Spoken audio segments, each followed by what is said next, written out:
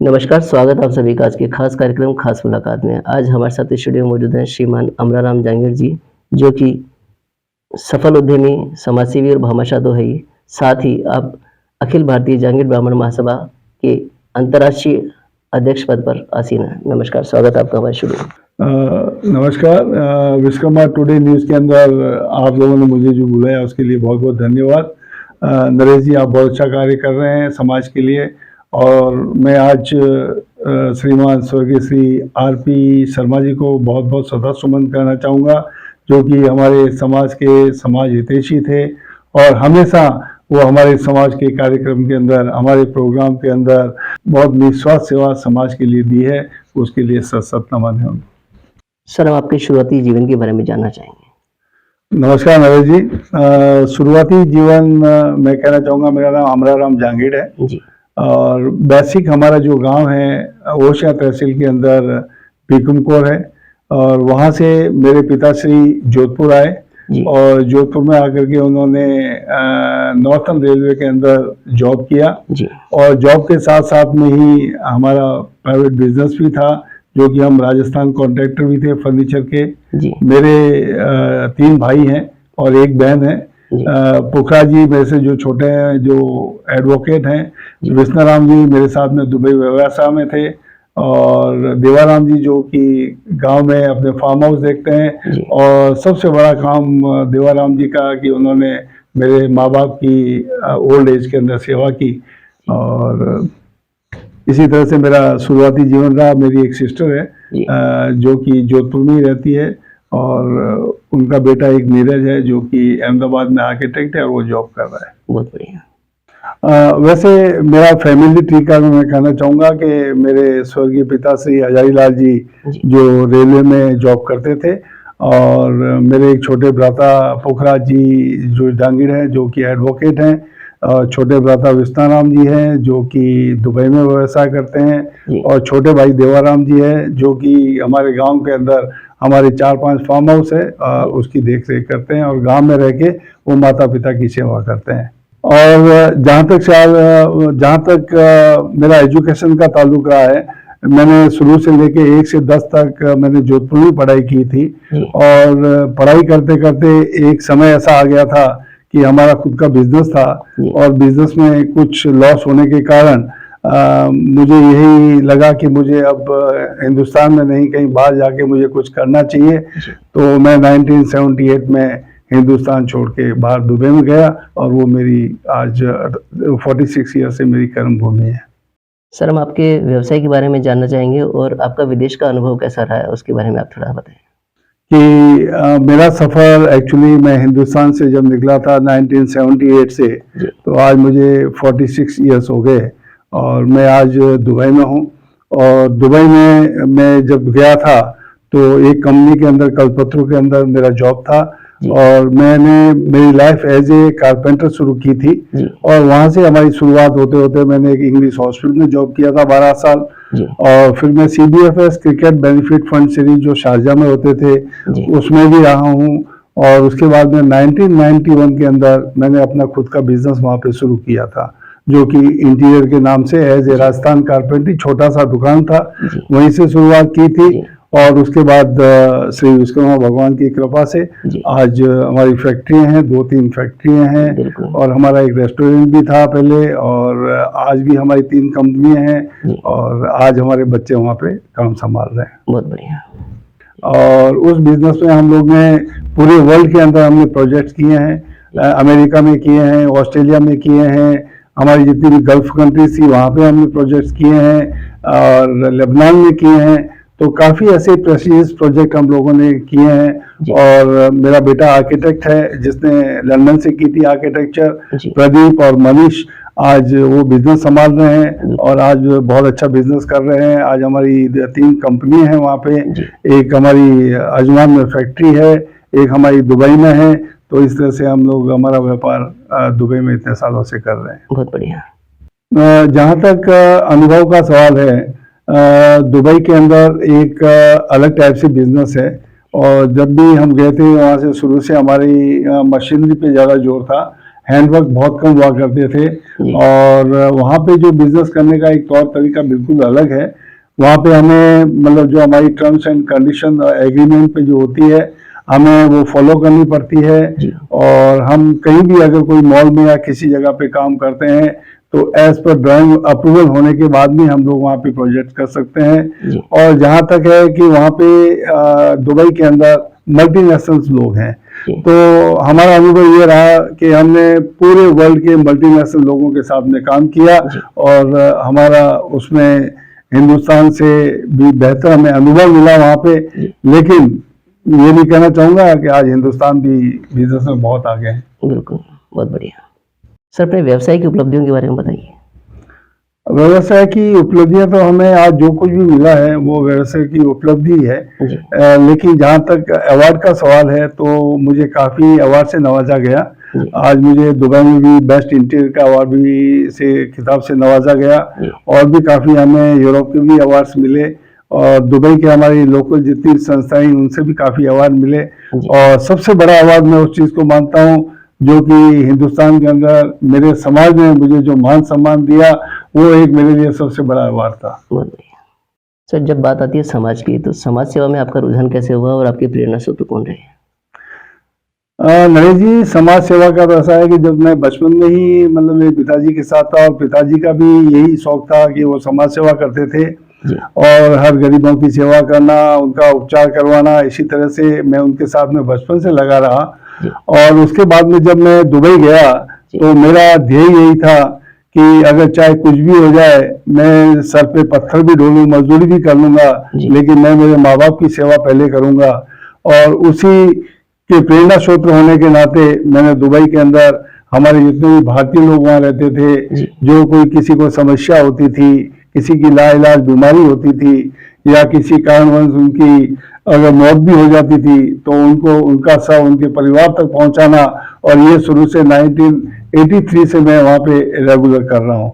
और उसके बाद में जब मुझे अखिल भारतीय जहांगीर महासभा ने मुझे जोड़ा और मैं उसके लिए मेरे प्रेरणा स्रोत अगर कहें तो श्री कैलाश चंद जी बरमेला हैं जिन्होंने मुझे जोड़ा और इन्होंने मान सम्मान देकर के मुझे जो एक टाइटल दिया, उस टाइटल के जरिए मैं आज मेरे समाज के लिए, मैं अपने समाज को अपना परिवार समझता हूँ और मैं समाज के लिए आज भी सोशल वर्क कर रहा हूँ। बहुत बढ़िया।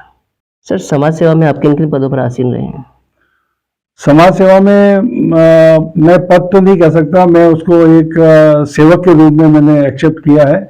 मुझे अखिल भारतीय जहांगीर महासभा ने जो मुझे अंतर्राष्ट्रीय अध्यक्ष का पद दिया है, उसके अलावा वहाँ पे हमारे काफ़ी जो संस्थाएं हैं दुबई के अंदर जो कि IBPC करके Indian business and professional group है, मैं उसमें रहा हूँ। फिर RBPG Rajasthan business and professional group है, उसमें मैं उपाध्यक्ष रहा हूँ और एडवाइजर भी रहा हूँ और मैं फाउंडर भी रहा हूँ।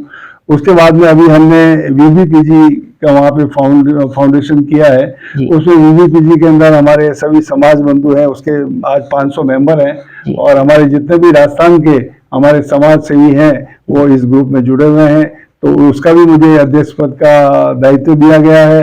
हिंदुस्तान में ऐसी काफ़ी संस्थाएं हैं, शिल्पी फाउंडेशन है, एजुकेशन जो कि जोधपुर में है, उसका भी मैं पदाधिकारी हूँ। वैसे हाल ही में हमारे ओशिया गांव के अंदर एक विश्वकर्मा भगवान का मंदिर बन रहा है, मैं उसका भी अध्यक्ष हूँ। और काफ़ी ऐसे चीज़ों से मुझे नवाजा गया समाज ने, और लेकिन मैं ये समझता हूँ कि मैं एक समाज का सेवक हूँ। बहुत बढ़िया सर। मेरे कार्यकाल की उपलब्धियाँ तो अनगिनत है। वैसे मैं सबसे बड़ी उपलब्धि जो मानता हूँ कि आज मुझे जो समाज ने मान सम्मान और जो दिया वो सबसे बड़ी उपलब्धि है। और आज मेरा परिवार जो मुझे स्नेह दे रहा है वो मेरी सबसे बड़ी उपलब्धि रही है। जी, बहुत बढ़िया। सर, खेल जगत में आपकी काफ़ी रुचि रही है और क्रिकेट प्रेमी आप रहे हैं और समाज के या संस्थाओं के द्वारा भी जो क्रिकेट जो कार्यक्रम होते रहते हैं उसमें आपका विशेष योगदान रहता है, तो थोड़ा सा उसके ऊपर प्रकाश डालिए। नरेश जी, खेल जगत के अंदर मेरा शुरू से ही बहुत इंटरेस्ट रहा है। वैसे मैं क्रिकेट भी खेला करता था। 1981 से हम लोग ने शारजा के अंदर CBFS cricket benefit fund series जो मिस्टर अब्दुल रहमान बुखारी ने शुरू की थी और जिसके अंदर हमने 1980 के अंदर पहला जो मैच किया था गावस्कर 11 वर्सेस इंतखाब 11, वो अनऑफिशियल था। उसके बाद में 1982 से वहाँ पे ऑफिशियल टूर्नामेंट शुरू हुए, जिसके अंदर हमारे पूरे वर्ल्ड की टीमें आती थी, जिसमें India, Australia, Pakistan, West Indies, New Zealand, Sri Lanka, ये सब टीमें आती थी। और उन टीमों के साथ में मैं कोऑर्डिनेटर था, और हमारी एक मेडिकल टीम जाती थी हमारी हॉस्पिटल से, उस मेडिकल टीम का मैं हिस्सा था, जो कि हम प्लेयरों के साथ में उनको नेट प्रैक्टिस करवाना, बाहर लेके जाना, उनका ट्रीटमेंट कराना। तो मुझे शुरू से ही क्रिकेट से तो बहुत लगाव रहा है, मेरा पेट गेम है। और क्रिकेट के लिए मैंने यूए के अंदर काफी टूर्नामेंट करवाए हैं हम लोगों ने। और वैसे हम लोग एक राजस्थान से मैं यहाँ राजस्थान अपने समाज के बच्चों को भी वहाँ पे लेके गया हूँ, उनकी टीम लेके गया हूँ, और यूए के अंदर उनके मैचेस भी हुए हैं। और आने वाले भविष्य में भी मैं चाहता हूँ कि क्रिकेट से हमारे युवा लोग जुड़ेंगे। बहुत बढ़िया सर, आपकी सफलता का श्रेय आप किसे देना चाहेंगे? मेरी सफलता का श्रेय नरेश जी मैं मेरे पिताश्री को देना चाहूँगा, जिन्होंने मुझे बचपन से यही शिक्षा दी। चाहे समाज सेवा हो, उन्होंने काम सिखाया। मैं स्कूल जाता था, स्कूल आकर के घर में काम करते थे हम लोग, तो बेसिक नॉलेज मुझे वहाँ से मिला, और उन्हीं की प्रेरणा से मैं आज जिस मकाम पे पहुंचा हूँ, मेरे पिताश्री की प्रेरणा थी और मेरे परिवार का सहयोग रहा है। जी बहुत बढ़िया सर, आप अपने परिवार के बारे में बताएं। मेरे परिवार के बारे में, मेरे पिताजी, माताजी और मेरे 3 भाई हैं छोटे, और मेरी पत्नी जो गृहिणी है, और वो भी दुबई में मेरे साथ में रहती थी। और मेरे पुत्र हैं, बड़े प्रदीप हैं, छोटे मनीष हैं, 3 पुत्रियां हैं। उसके अंदर एक की शादी तो हमारे भाई के पुत्री की हमने नरसिंह जी कुलरिया के यहाँ की है, और मेरे बेटे प्रदीप की शादी हमारे माकड़ परिवार जो सोजमल जी और कानाराम जी मुंबई रहते हैं, श्री बालाजी से, उनके यहाँ हुई है। तो हमारे एक बेटी की शादी हमने हीरालाल जी माकड़ जो मुंबई रहते हैं, श्री बालाजी से, उनके यहाँ की है। तो मैं अपने आप को भाग्यशाली समझूंगा कि ऐसे हमें जो भाईचन और गिनायत मिले। बहुत बढ़िया सर, वर्तमान परिप्रेक्ष्य में आप क्या बदलाव देखना चाहेंगे? वर्तमान में परिप्रेक्ष्य में बदलाव यही देखना चाहूंगा कि आजकल हमारी मॉडर्न टेक्नोलॉजी आई हुई है, और उस मॉडर्न टेक्नोलॉजी के हिसाब से आज भगवान श्री विश्वकर्मा जी की कृपा से आज हमारा समाज बहुत आगे बढ़ा है। और हमारे समाज को आज नई युग के अंदर नई मशीनरी से जुड़ के इस तरह से हमें आगे समाज का आविष्कार, समाज का भविष्य अपने को उसमें ढूंढना है। और मैं युवाओं से भी अपील करना चाहूँगा कि आजकल के जो युवा लोग हैं, मोस्टली अपना समय बर्बाद न करें, और आप किसी तरह से आप मेहनत करें, और मेहनत का फल मीठा होता है। जैसे मैं मेरा उदाहरण आपको देता हूँ कि जैसे मेरे पिताश्री ने कहा था, बेटा मेहनत करोगे तो सब कुछ पाओगे। तो मेहनत के बिना आपको कुछ हासिल होने वाला नहीं है। और अगर आप मेहनत करोगे, जिस तरह से आप क्रिकेट की पिच पे खड़े रहोगे तो रन बनेंगे, अगर आप जल्दबाजी में अगर खेलोगे तो आउट होने के चांसेस रहते हैं। ठीक उसी तरह से आपको स्कोर करना है, आपको हमारे समाज का नाम रोशन करना है, और आपको मेहनत करके आगे बढ़ना है। बहुत बढ़िया।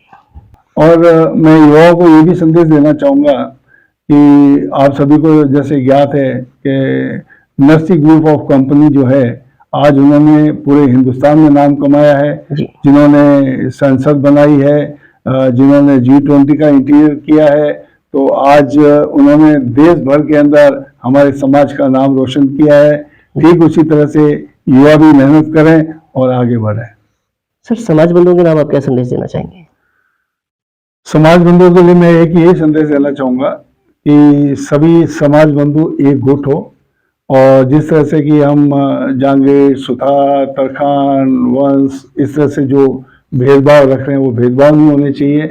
और दूसरी बात है कि जहाँ तक हमारे समाज में जो महासभा के इलेक्शन होते हैं, वो इलेक्शन नहीं होने चाहिए। आज समाज को संगठित होकर के किसी एक को ये ऐसा दायित्व दे दिया जाए और वो सभी के लिए मान्य होना चाहिए। इलेक्शन होने से एक दूसरे मतलब समाज के अंदर व्यवस्था फैलती है, हम लोग बंट जाते हैं। तो इस तरह से इस इलेक्शन प्रगति को खत्म करके हमें निर्विरोध ये चुनाव जरूरी है कि हमें करना भी चाहिए समाज के लिए। जी, बंधुओं, आज हमने समाज हित में काफ़ी अहम बातें जानी, जिनके लिए आपका बहुत बहुत धन्यवाद। धन्यवाद नरेश जी, थैंक यू सो मच। धन्यवाद। मिलते हैं अगले सप्ताह किसी नई हस्ती के साथ, तब तक आप देखते रहें विश्वकर्मा टुडे न्यूज़।